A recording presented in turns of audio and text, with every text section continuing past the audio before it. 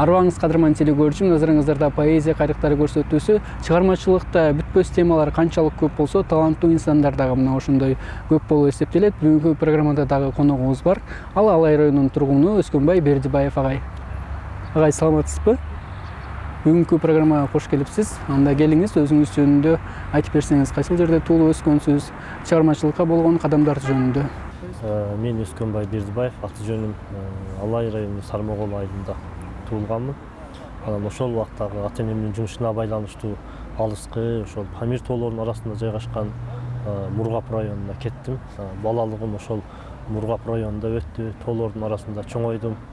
Ошол Кыргыз районунда жүрүп, ошол жерде мектептен окуп билим алдым. Анан ошол Памир тоолорунун арасында жүрүп, менде ошол бир чоң эргүүлөр пайда болуп, анан чыгармачылыгым негизи ошол тоолорго байланыштуу болуп, алгачкы чыгармачылык кадамдарым ошол Памир тоолорунун арасында жаралды десем жаңылышпайм. Алгач эле ошо кайсы чыгарманы жараттыңыз? Биринчи чыгармаңыз эсиңизде? Мен 9 класстан ошо чыгармаларды жаздым. Бирок ал көп баягы китепке түшпөй жок болуп кетти да. Ал убакта ошол жазып, анан ар жерде эме болуп жоголуп кетти. Мен эң алгач ошол апам жөнүндө жазганмын. Анан кийин мен тоолор жөнүндө жазып баштадым. Тоолор, ошол тоо арасында жашаган адамдардын тагдыры, ошо тоолуктардын турмушу, ушуларды мен көрөк чагылдырганга аракет кылдым.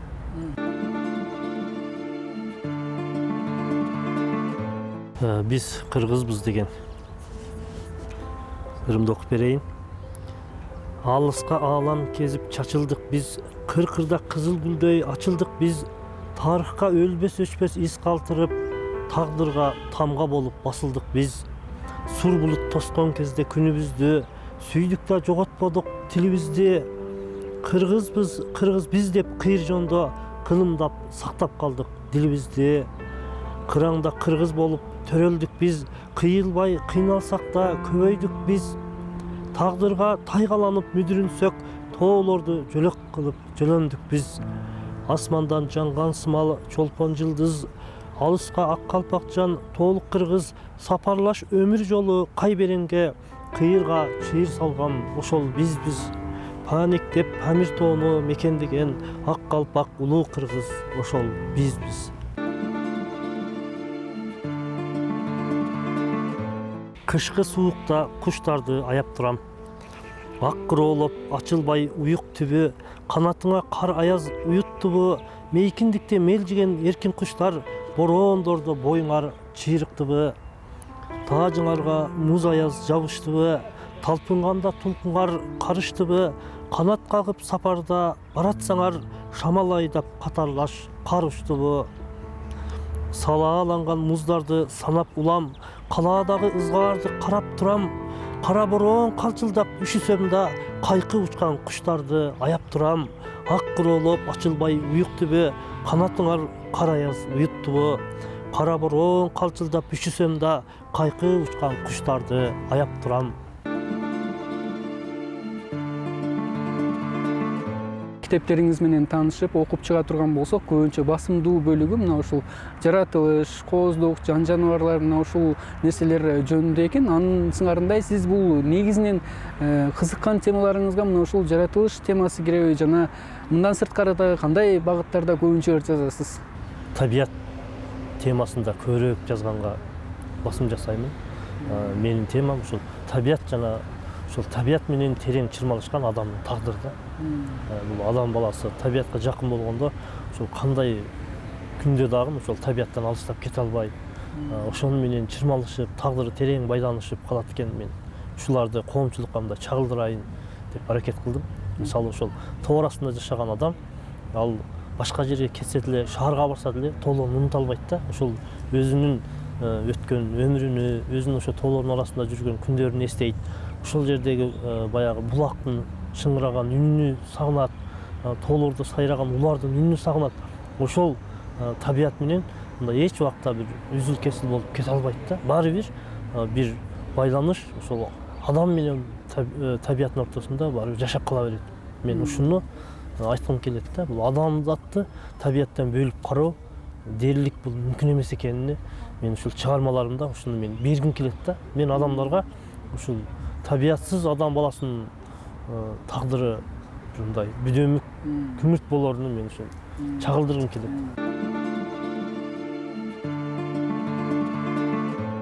Памир тоо алыс жактан ис салганбыз өмүргө, ал элестер өчпөй жанган көңүлдө, кайберендер жашап калган түбөлүк, биз жашабай узап кеткен Памирде.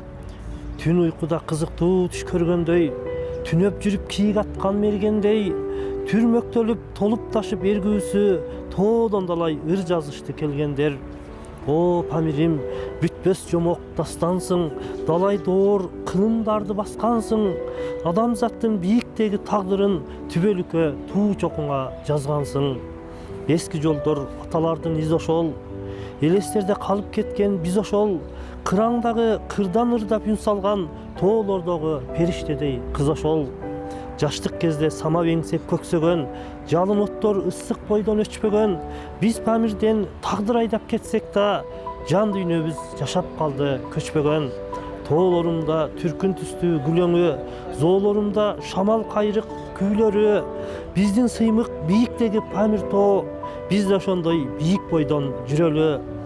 Биздин сыймык бийиктеги Памир тоо, биз да ошондой бийик бойдон жүрөлү.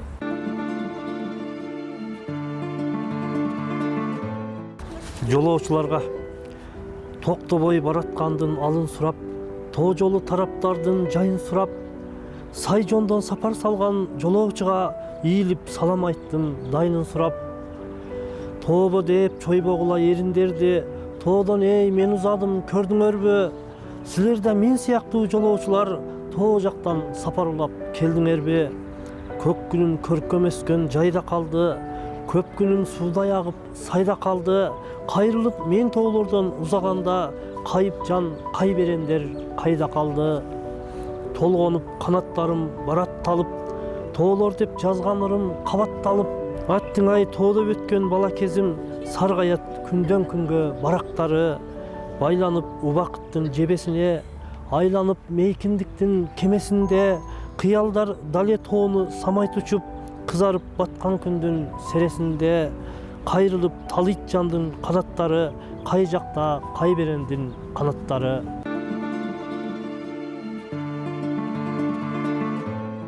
Жалгыздыктан жадабаган жансыңбы? Ак жылдызды сүйүп ага арбалып, аруулукка дилиң менен арналып, жашайсың бир жансыз жарык жылдыздай, жалгыздыкта жар күтпөгөн жан болуп. Көпөлөктөр кона албаган гүлүңө, көлөкөлөр суктанышып түрүңө, же көпөлөк, же көлөкөн коштобой, жалгыз жаанда кантип жеттиң үйүңө. Мен жаштыкта жалгыз сүйүү көрбөпмүн, жан дүйнөңдө балким ага көнбөстүр, жан адамдан жарты көңүл сурай бил, жашооң үчүн жалгыз эч ким келбестир. Жалгыздыктан жадабаган жансыңбы, жаанда кантип жеттиң экен үйүңө. Маданияттын кайсыл тармагы болсо дагы бул адамды агартууга арналган эмес, анын сыңарындай поэзия аркылуу сиздин пикириңизде адамдарды тарбиялоого болобу? Албетте, поэзия аркылуу адамдардын бир жан дүйнөсүнө бир руханий бир үрөн сепсе болот. Азыр солгундап кетти, бирок мен такырым жокко чыгара албайм, себеби поэзия ошо татыктуу болсо, адамдардын жүрөгүнө жете турган болсо, бул дагы адамдарга бир руханий жактан бир айкын жол көрсөтө турган, руханиятка бир азык боло турган бир чоң нерсе болот деп мен ишенем. Станция мелмилдейт талаасы тасманын, мейкинде чексиздей асманым, түшүмдө түнөктөйт кийиктер, кайрылып карайм ар басканын. Капалуу калганга каралбай, калтырып кетишкен караандай, эсиме элеси тартылат, ээнсирейт куш учкан аралдай. Уюлгуп сапырып куюмдай, унутуп салышкан буюмдай, мен эски өңдөнөм өткөн бир мезгилдин изинде туюмдай. Эч ким жок турамын ээнсиреп, ойлорду учурат жел сүрөп, дубалда илинип эскирген, телмирет үн катпай бир сүрөт. Бардыгы жолулай кетишкен, шарагып шаарга көчүшкөн, эми алар эч качан кайтышпайт, шаңданып келишчү кетиштен. Кайбирөө сындырып айнегин, калтырып унуткан чайнегин, жанында шырпылдайт үн катып, дайра суу көбүртүп сай жээгин. алыскы житип бир жыластар, арбаят дубалдар, жыгаштар, баарысын калтырып унутта, баардыгы өңдөнөт узашкан. Чатырым мекенин жарганат, канатын тургандай калкалап, айнегин үйлөрдүн сындырып, билбеймин кай жандар талкалап. Узакта бийиктер калаадан, үйлөр бар ээн калган талаалар, саргайып тагдыры жазылган сан жылдай өткөндөй санаалар. Сындырган талкалап кулпусун, башбаанек кылышкан түнкүсүн, тоногон каалгасын калтырбай, дубалын уратып сырт ичин. Өткөндөн калган бир эстелик, өкүнүп ким эстейт эскерип, ээнсирейт эскирген станция, калдайган карааны чес берип. Станция өткөнгө күбөлүк, санаадан өчпөгүн түбөлүк, шамалы бир туруп басылып, шуулдап үн чыгат күйлөнүп. Эскиргин келбейт да көптөрүң, эсиңде барбы өмүр дептериң, а бирок станция унутпайт ким жашап, ким келип кеткенин. А бирок станция унутпайт ким жашап, ким келип кеткенин. Аталарга деген ырымды окуп берейин. Мекинге канат кагып куштар учуп, мезгилди өткөн чакка кыстарышып, кеттиңер кемибеген кең дүйнөдөн, аталар тоо аралай из салышып. Тийгендей теребелге жарыгы ак, сезилет алкымага жаргыраак, күйгүмдө үрүл-бүрүл өчтүңөр тоодогу баткан күндөй арыкулап. Алттоолор чокулары аппак эле, аталар ала тоодой аскар эле, биз дагы ата келеп тамтың эрчип, бийикте бир мезгилде баскан элек. Толкунга канат кагып куштай учуп, тоолордон кетти аталар из салышып.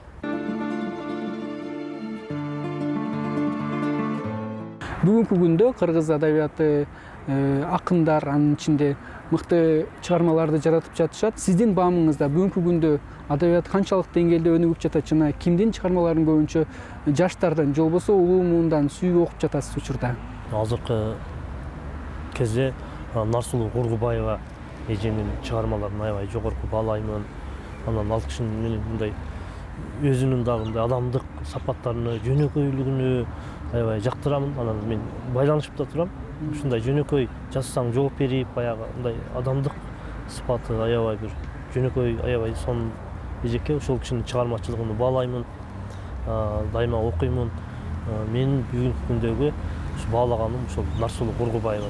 Мен ошол эле Мырза Капаровду айтам, Манатай Өмүркановду, Эрнис агайды ошол эме кыламын. Себеби бул кишилер дагы ошол мен баскан жолду басып биринчи ошол жака барып, Памир тоолорунун арасында ошол жердеги табигый кубулуштарга күбө болуп, анан алгачкы эргүүлөр пайда болуп, алгачкы чыгармачылык чыйырлары жаралып келгендиктен ошол адамдарды аябай мен баалаймын. Мен жалпы эле ошол чыгармачыл адамдарды баалаймын.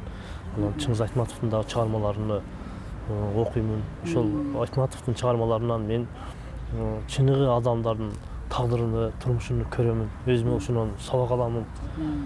Негизги ушул адамдыкка кеткен аруу жолду мен ушул Айтматовдун чыгармаларынан дагы мен мындай даана көрө алам десем жаңылышпайм. Жаралуу кулжа. Кайкыда кайберендер шашып барат, караандап кара тоону ашып барат. Жайылган топ кийиктин эң артында жаралуу кулжа акырын басып барат. Аркырайт шамал шоокум дирилдеген, ак кулжа азабы көп билинбеген. Октордун орду толгус оңрайып, тереңе тегеренип ириңдеген. Кунарсыз кубаты жок алсыраган, кубарып илкий басып кансыраган. Кайкыда кайрылчудай канаттары, Кудайдан кулжа турду жан сураган. Аркарлар узак кете берди, айланып артка таштап өтө берди. Акыры араң чыккан деми менен ак кулжа түнөгүнө жетеленди. Калдайган мүйүздөрүн жерге кадап, кайберен түбөлүгө кете берди. Кайрылып түнөгүнө кете берди. Бадакшан балладасы. Муз көлдүн жээгинде шамалы тегеренет, чаң жолу унааларга чаң болуп тебеленет. Аркары чокулардан алысты тиктеп турат, көркөмү көп тоолордун көз жоосун түптөп турат.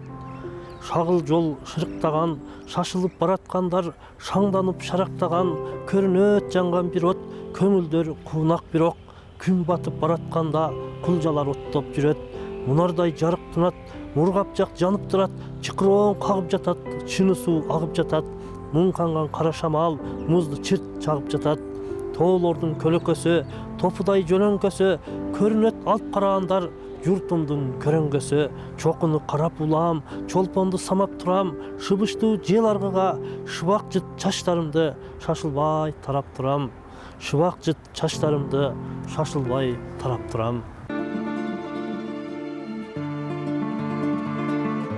Өзүңүздүн пикириңизден уксак, мына ушул буга чейинки жарык көргөн чыгармаларыңыз кайсыл басылмаларга жарык көрдү? Памир кайрыктары деген китебимди Кыргыз патенттен былтыр 2024-жылы ошол 7 жаш автор республикалык адабий сынакта жеңип алып, ошол Кыргыз патенттин жардамы менен жарык көрдү. Анан баягыдай демөөрчүлөр дагы болду. Демөөрчүлөрдүн жардамы менен ошол достуктун ордосу болгон Алтын өрөөн деген ошол улуттар аралык достукту чагылдырган кара сөз түрүндөгү чыгармаларым жыйнагы жарык көрдү. Андан башка Памир алай берметтер деген ырлар жыйнагым жарык көрдү. Акбайтал ашуусу деген кичинекей ырлар жыйнагым жарык көрдү. Көптөгөн ошол чыгармаларым жарык көрүп жатат, Кудайга шүгүр. Бүгүнкү программага келип, өзүңүздүн мыкты ойлоруңузду бөлүшүп, ырларыңызды окуп бергениңиз үчүн ыраазычылык билдиребиз. Сизди кийинки көрсөтүүлөрдө дагы күтүп калабыз. Ардактуу теле көрүүчүм, ушу менен поэзия кайрыктары көрсөтүүсү өз соңуна келип жетти. Кийинки көрсөтүүгө чейин амандыкта көрүшөлү.